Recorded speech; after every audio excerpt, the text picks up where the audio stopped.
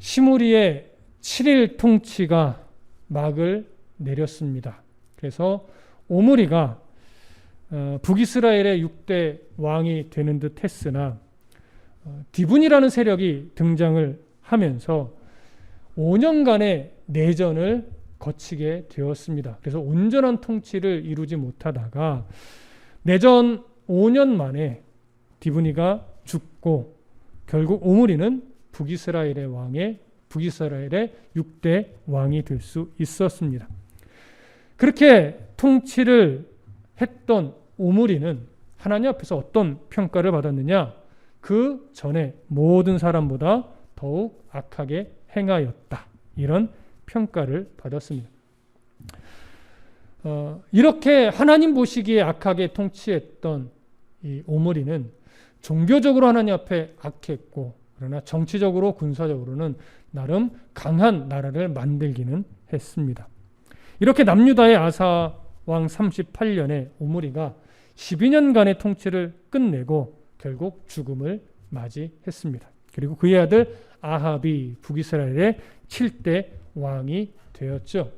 오늘은 아합이 7대 왕이 돼서 하나님 앞에 어떤 평가를 받았는가, 어떤 악함이 있었는가에 대한 어떤 서론적 기술이라면, 이제 다음 시간부터 살펴보게 될 17장 이후의 내용은 이제 하나님 앞에서 악했던 아합이 어떠한 내용들, 어떤 흔적들을 가지고 있는가, 거의 열왕기야 앞부분에까지 이 이야기가 엘리야와 맞물려서 길게 서술이 될 겁니다. 그래서 우리가 익히 잘 알고 있는 아합의 악행에 대해서 앞으로 계속 살펴보게 될 테니까 오늘은 그 서론적 이야기를 함께 나누게 될 것입니다. 자, 먼저 열왕기상 16장 29절과 30절을 함께 읽겠습니다. 29절 30절입니다. 시작. 유다의 아사왕 제38년에 오므리의 아들 아합이 이스라엘의 왕이 되니라. 오므리의 아들 아합이 사마리아에서 22년 동안 이스라엘을 다스리니라. 오므리의 아들 아합이 그의 이전의 모든 사람보다 여호와 보시기에 악을 더욱 행하여. 자, 아합은 사마리아에서 22년 동안을 통치했다라고 먼저 정리를 해줍니다. 그러면서 결국 그의 22년의 통치를 어떻게 평가를 하냐면 이전의 모든 왕들보다 여호와 보시기에 가장 악했다라고 평가를 하죠. 아합의 아버지 오므리도 그 전에 모든 사람보다 더 악했다라는 평가를 받았는데 지금 아합이 똑같은 평가를 받습니다. 이 이야기는 결국 그의 아버지였던 오므리보다도 이 아합은 하나님 보시기에 더 악했다라고 하는 의미예요. 오므리가 바알의 종교를 수용하면서 수많은 우상들이 이스라엘 안으로 들어오게 만들었고, 이로 인해서 북이스라엘의 신앙이 완전히 혼합 종교화되는데 그가 원인을 제공했다면, 아합은 그것보다 더 나아가서 바알 숭배를 여호와 신앙을 아예 대체하는 종교로 만들어 버렸습니다. 그러니까 거의 공식적인 이스라엘의 종교가 마치 바알 숭배인 것처럼 지금 만든 거예요. 그래서 학자들 중에는 아합이 이스라엘의 국교를 그 바알 숭배 신앙으로 바꿔버렸다, 이렇게까지 이야기도 해요. 그래서 국교가 바뀌었다라고 말할 수 있을 만큼 이스라엘 안에서 바알 숭배를 매우 공식화했던 왕이 바로 아합 왕인 겁니다. 그래서 아합은 아버지 오므리의 그 큰 죄악에 결국 더 큰 죄악을 덧붙인 더한 그런 왕으로 역사가 또 하나님의 평가를 내린 겁니다. 하지만 오므리 때와 마찬가지로 이 아합도 종교적으로는 하나님 앞에 완전히 실패한 왕이었지만 정치적으로는 또 군사적으로는 북이스라엘을 오히려 오므리 때보다 더 강력하게 만들었던 왕이에요. 그러니까 아합의 이 종교적 죄악과 또 정치적 수완들이 그의 흔적 속에는 많이 드러납니다.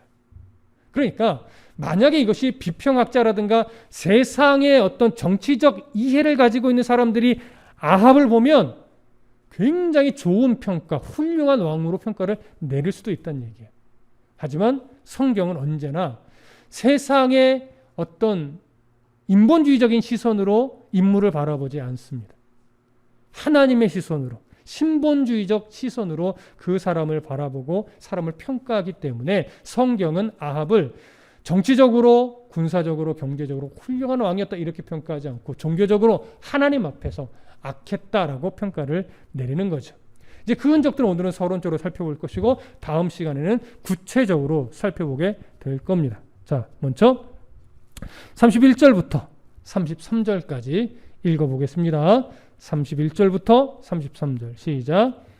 느밧의 아들 여로보암의 죄를 따라 행하는 것을 오히려 가볍게 여기며 시돈 사람의 왕 엣바알의 딸 이세벨을 아내로 삼고 가서 바알을 섬겨 예배하고 사마리아에 건축한 바알의 신전 안에 바알을 위하여 제단을 쌓으며 또 아세라상을 만들었으니 그는 그 이전에 이스라엘의 모든 왕보다 심히 이스라엘 하나님 여호와를 노하시게 하였더라. 자, 지금 읽은 이 세 구절은 아합의 종교적 악행, 죄가 무엇인지 세 가지로 요약을 하며 기록을 합니다.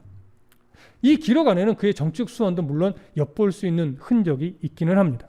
자, 아합의 종교적 악행 첫 번째 무엇이냐면 바로 31절에 기록되어 있는 것처럼 느밧의 아들 여로보암의 죄를 따라 행하는 것을 오히려 가볍게 여겼다라고 하는 것이죠. 여로보암의 우상 숭배 행위를 죄로 여기지 않을 만큼 아주 완악한 심령을 갖고 있어요. 그래서 여로보암의 죄보다 더 많이 악행을 거듭했음에도 불구하고 그는 이것이 하나님 앞에 죄다라고 하는 생각을 전혀 갖지 않았던 그런 인물이에요. 그래서 첫 번째로 그의 종교적 악행은 바로 이것입니다. 여로보암의 죄를 따라 행하는 것을 가볍게 여긴 것. 그것이 얼마나 큰 죄인지 생각하지 않는 것. 이것이 첫 번째 악행이고 두 번째는 시돈 사람의 왕 엣바알의 딸 이세벨을 아내로 삼고 가서 바알을 섬긴 겁니다. 아합은요, 여로보암의 길을 따라가는 것만으로 만족하지 않았던 인물이에요. 그러다 보니까 그나마 이스라엘, 북이스라엘 안에 유지되던 여호와 신앙이 이제 거의 완전히 백성들 안에서 멸절되다시피 할 정도로 영적으로 보면, 종교적으로 보면 아주 절박한 상황까지 지금 가게 되었던 거예요. 이런 아합 시대의 종교적 악행, 종교적 위기는 비단 아합에 의해서만 된 것은 아닙니다. 지금 엣바알의 딸 이세벨을 아내로 삼았다고 말하는데 바로 이 이세벨의 영향이 아합에게 있어서 매우 컸다라고 하는 것을 우리가 알고 있어야 됩니다. 이세벨은 천성이 악하고 음행과 술수가 아주 뛰어났던 그런 여인이에요. 무엇보다도 바알 숭배하는 이 우상 숭배에 있어서는 그 누구보다도 열렬했던 그런 여인입니다. 그래서 성경에 보면 가증한 여인이다 라는 표현을 쓸 때 항상 누구를 빗대어서 표현을 하냐면 이세벨을 빗대어서 표현합니다. 그래서 가증한 여인의 대명사로 이제 이름이 이렇게 만들어진 그 이름이 바로 이세벨인 거죠. 아합이 이러한 악행을 하게 된 배경을 우리가 조금 볼 수 있는데 이게 그의 정치적인 수완과 맞물려 있는 거예요. 이런 악행으로 가게 된 것이 그의 정치적 수단과 좀 맞물려 있는데 아합 왕은요, 북이스라엘의 어떤 정치적인 또 다른 나라들과의 관계 속에서 무엇인가 안정을 꾀하기 위해서 두로와 시돈의 왕이면서 바알 신을 숭배하는 제사장이었던 이 엣바알과 결혼 동맹을 맺은 거예요. 그러니까 결혼 동맹을 맺으니까 그의 딸 누구와 결혼하게 된 거예요? 이세벨과 정치적 동맹 관계로서 결혼을 하게 된 거예요. 왜 이렇게밖에 할 수 없었느냐? 당시 북이스라엘은 아람의 침략 위기에 늘 놓여 있었어요. 아람 하면 어느 때가 생각이 나요? 바로 남유다의 3대 왕 아사 왕 때. 그가 구스와의 전쟁에서는 하나님을 의지해서 정말 잘 올바르게 싸웠어요. 그런데 정치가 어느 정도 안정이 되고 중반부로 가면서 북이스라엘의 바하사 왕이 이스라엘을 공격하려고 라마의 성을 건축하자 그때 하나님을 의지하지 않고 누구에게 도움을 요청했어요? 아람 왕에게 도움을 요청했어요. 그래서 네가 북이스라엘을 공격해 주면 바하사가 남유다를 공격하는 일을 멈출 것이다. 그러면서 그렇게 우리를 도와달라고 하면서 성전에 있는 금은보화까지도 다 꺼내서 뇌물로 바쳤던 일을 기억할 겁니다. 아람의 왕이 그때 이것이 오히려 나한테 일석이조다라고 여기고 북이스라엘을 공격해서 일부의 땅을 가져가는 일이 벌어졌죠. 그 이후로 계속해서 이 아람은 북이스라엘을 어떻게 하면 집어삼킬까 호시탐탐 노리면서 수시로 공격을 하고 있었던 거예요. 그래서 지금도 역시나 이 아합 왕 때도 계속해서 북이스라엘은 아람과 끊임없는 긴장 관계를 취하고 있어요. 이 긴장 관계를 완화시키려면 바로 시돈 왕의 도움이 필요하다. 이렇게 정치적으로 판단한 아합은 결혼 동맹을 맺으면서 이세벨과 결혼을 한 거죠. 아까도 언급했지만 정치적으로는 또 어떤 군사적으로는 매우 지혜롭게 행동을 한 거예요.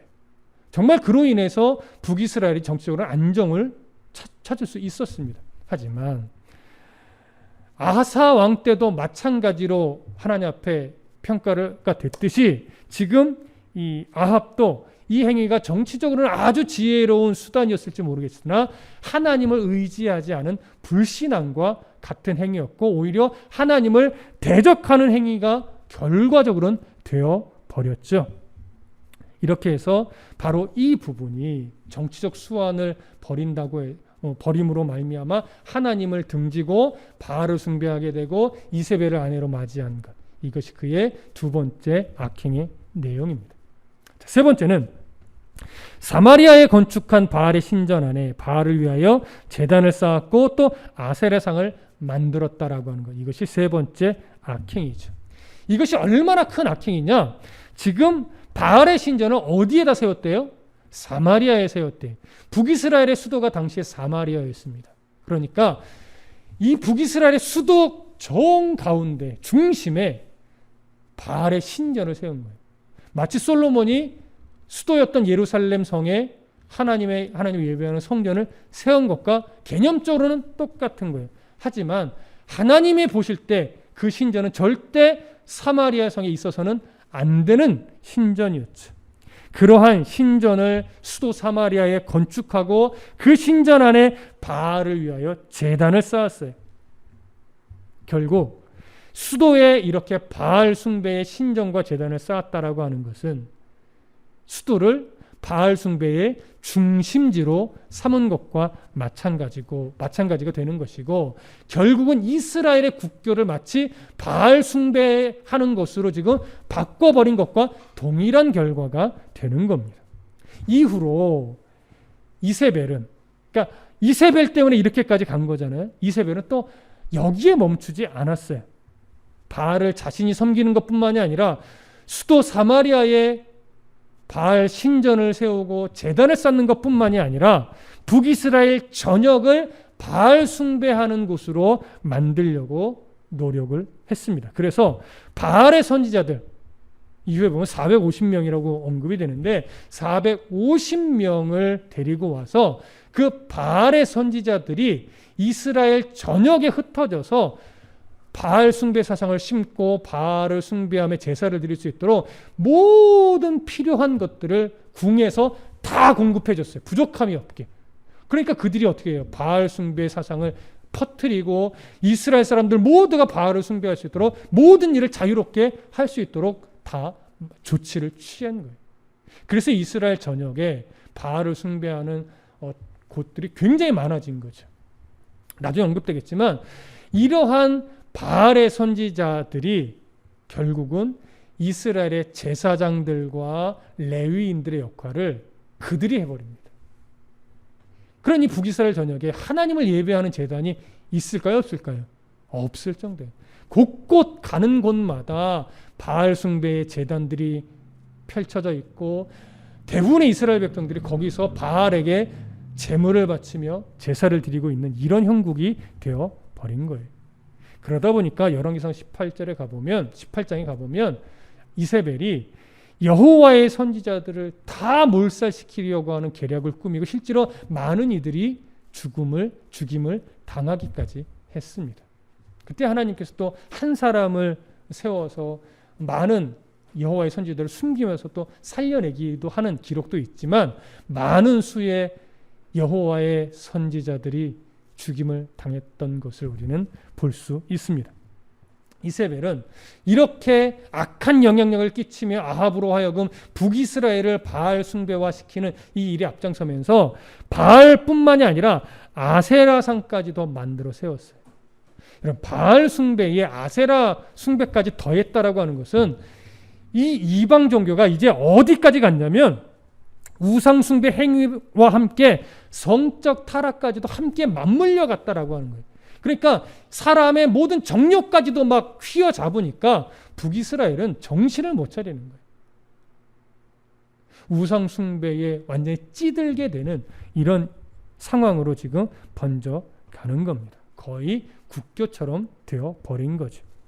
아합은 북이스라엘을 이렇게 바알 숭배로 물들여 갔지만, 아까도 언급했지만 정치적으로는 두로의 그 지중해 무역에 뛰어들면서 정치적으로, 군사적으로, 경제적으로 매우 부강한 북이스라엘을 만들어냈습니다. 참 어떻게 보면 세상적으로 멋진 왕이었어요. 하지만 종교적으로는 하나님 앞에 악한 그런 왕으로 평가가 됐습니다.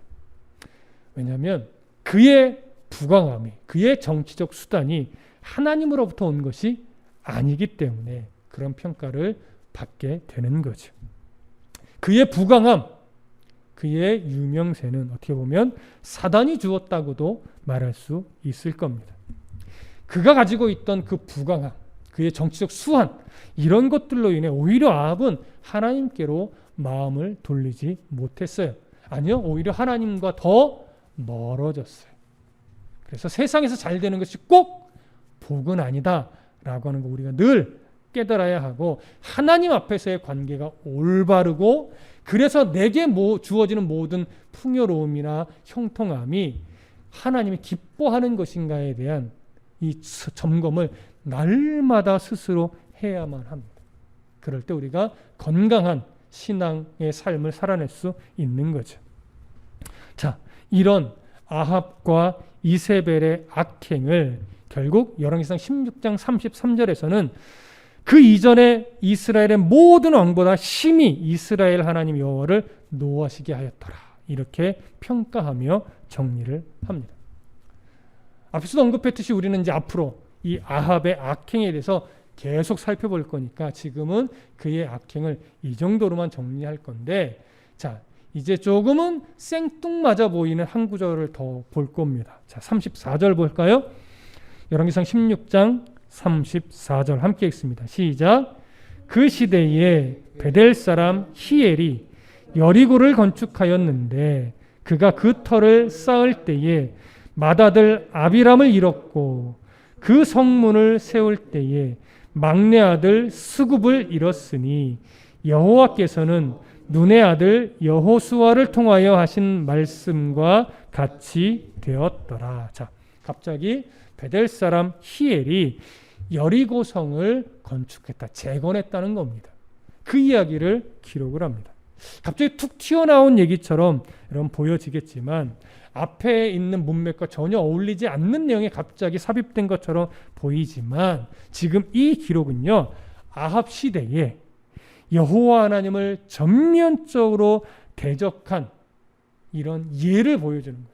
아합의 시대 자체가 하나님을 대적하는 시대였는데 그 대적함이 얼마나 하나님 보시기에 악한 것인지 대표적 모델로 예를 하나 든 것이 바로 34절이에요. 그래서 전혀 생뚱맞게 갑자기 툭 튀어나온 기록은 아니라는 것 기억하시고 다시 살펴봅니다. 34절을 이렇게 시작하죠. 그 시대에, 자, 기본적으로 이건 우리가 딱 이해가 와요. 아합이 통치하던 시대를 의미하는구나. 자, 그러면 그때에 베델 사람 히엘이 여리고를 건축하였다라고 하는 기록으로 이어지죠. 자, 여리고를 건축하였다는 것 자체가 지금 악행으로 드러내는 거예요. 하나님 보실 때 참 악한 일이다 이렇게 드러내는 건데, 자, 여리고를 건축하는 것이 왜 하나님 앞에서 악한 것, 하나님을 대적하는 행위가 될까요? 우리가 여호수아서 강의할 때 참 좀 오래된 강의 내용이긴 하지만 그 이전에 여호수아 강의 때를 여러분 기억해 보시면 여호수아 6장 26절에 이런 기록이 있습니다. 여호수아가 그때에 맹세하게 하여 이르되 누구든지 일어나서 이 여리고성을 건축하는 자는 여호와 앞에서 저주를 받을 것이라. 그 기초를 쌓을 때에 그의 맏아들을 잃을 것이요 그 문을 세울 때에 그의 막내 아들을 잃으리라 하였더라. 이 저주를 기억하셔야 돼요. 여호수아가 이 저주를 왜 했느냐? 여리고성 전쟁은 여호수아와 함께 이스라엘이 가나안에 처음 들어오자마자 하나님 앞에 할례를 항하고 제사를 드리고 첫 번째로 싸운 전쟁입니다. 근데 이 전쟁은 하나님께서 너희들이 하는 전쟁이 아니라 내가 앞장서서 싸우는 전쟁이고 내가 싸우는 전쟁에 너희들은 뒤따라오는 거야. 너희들이 주가 돼서 싸우는 전쟁이 아니야. 이걸 보여주면서 이 가나안 땅의 모든 전쟁은 하나님이 행하시는 전쟁으로서 하나님의 명령을 따라 하나님의 방법으로 해야 되는데, 기본적으로 이스라엘 백성들에게 내린 명령이 뭐였냐면 가나안 땅의 사람들과 약조를 맺지 말고 다 죽이든 쫓아내라. 그리고 산당은 다 불태워라. 그리고 우상들은 다 찍어버려라. 이거였어요. 왜냐하면 그들은 수백 년 동안 하나님을 찾는 기회를 주었지만 그들은 하나님을 찾지 않고 우상 숭배로 아예 물들어진 백성이고 기회를 잃어버린 자들이기 때문에 그렇습니다. 그래서 그 하나님의 명령을 따라 전쟁을 해야 된다라고 하는 그 첫 번째 전쟁을 하나님이 모델로 삼았어요.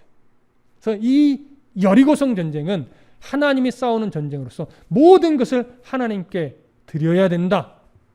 그리고 이 성을 보면서 너희들은 앞으로 전쟁을 어떻게 싸워야 될지를 끝까지 기억해라. 이런 의도로 여리고성을 조용히 침묵 가운데 6일 동안 한 바퀴씩 돌고 7번째 날은 7바퀴를 돌게 하고 마지막에 함성을 외치게 할 때 성벽이 무너졌어요.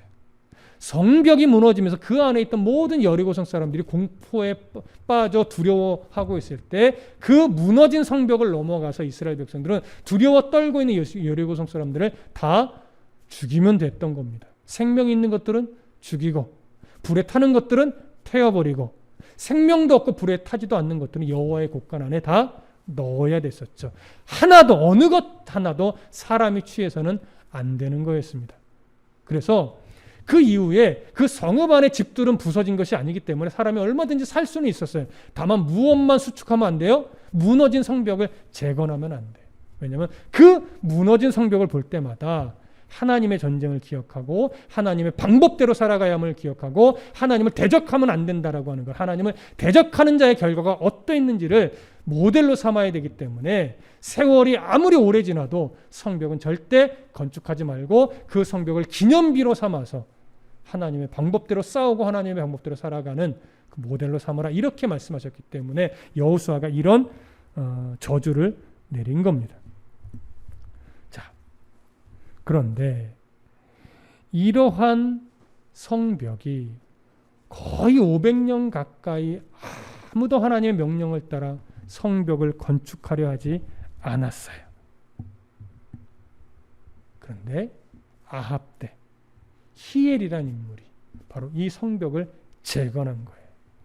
어느 누구도 감히 여리고성의 성벽을 재건하려는 엄두를 내지 못했는데 히엘이 성벽을 건축했어요. 여러분, 히엘이 독단적으로 재건한 걸까요? 아합의 명령에 의해 재건한 걸까요? 아합의 명령 없이 이 재건은 절대 이루어질 수 없는 일입니다. 그래서 대부분의 학자들이 동일하게 히엘의 이 여리고성 재건은 아합의 명령에 의해 이루어진 일로 봅니다. 자, 결국 아합은 하나님의 명령을 무시하고 여리고성을 재건한 건데 왜 여리고성을 재건했느냐? 그의 정치적 수완이에요. 요단강을 가로지르는 길목을 장악하기 위해서 하나님의 명령을 무시하고 여리고 성벽을 재건한 거죠. 여러분, 정치적 시선으로 보면 이건 참 잘한 일이에요. 하지만 이스라엘은 하나님이 보호하시는 땅이고 하나님의 명령을 우선적으로 따라야 하는 민족이고 하나님께서 이스라엘 자체를 보호하신다라고 하는 이 믿음으로 본다면 여리고성에 무너진 성벽을 재건하는 것은 참으로 어리석은 일이며 하나님의 명령을 대놓고 무시하는 행위며 하나님을 대적하는 것과 동일한 행위가 되는 겁니다.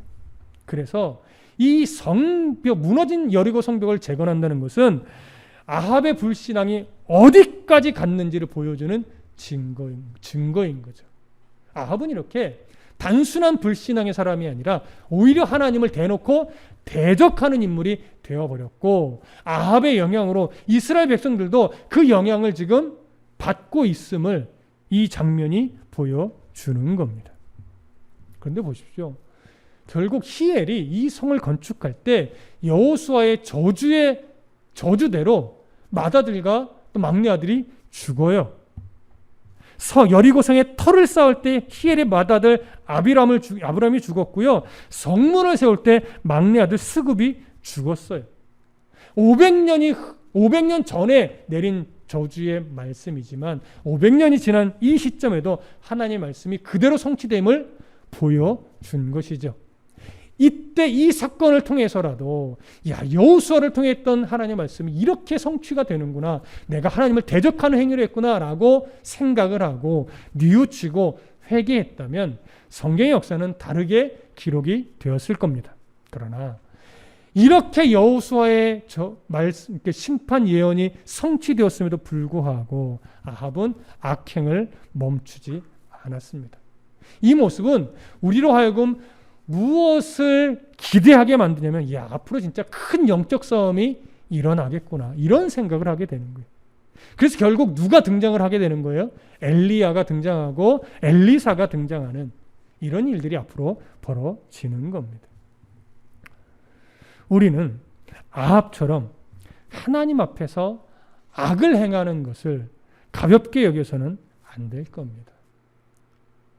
놀라운 건 하나님은 하나님의 백성들에게 무한히도 회복의 기회, 회개의 기회를 주시는 분이에요.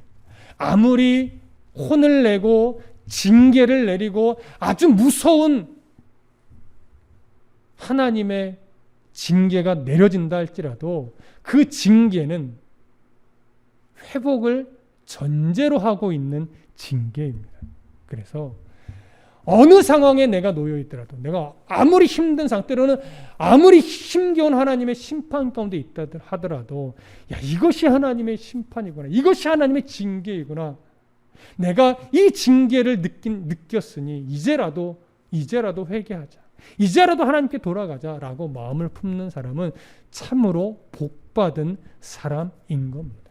그래서 하나님 앞에서 하나님의 시선을 의식할 줄 아는 사람, 또 하나님을 두려워할 줄 아는 심령을 가진 사람, 참으로 복된 사람인 거예요.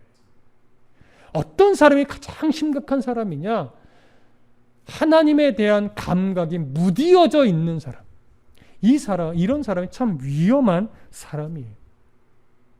그래서 오늘 여러분, 누구나 나이에 상관없이 누구나 참 힘겨운 상황들을 거치며 살아갑니다. 그런 상황 속에서 하나님에 대한 생각이 나지 않는다면 이게 심각한 거예요. 그런데 그런 상황을 거치면서 내가 하나님을 생각하게 되고 내 자신의 어떤 죄를 자꾸 보게 된다면 그건 정말 복된 사람이고 하나님의 큰 사랑을 입은 사람이고 하나님 안에서 앞으로 풍요를 누리기에 준비가 되어 있는 사람이에요. 그래서 얼마나 복된 사람인지 우리가 알아야 돼요. 하나님의 사람은 그렇습니다. 하나님의 사람은 인생을 살아갈 때 한 번도 실수하지 않거나 한 번도 죄에 거하지 않거나 하는 사람이 아니라 넘어지더라도 하나님을 보는 사람.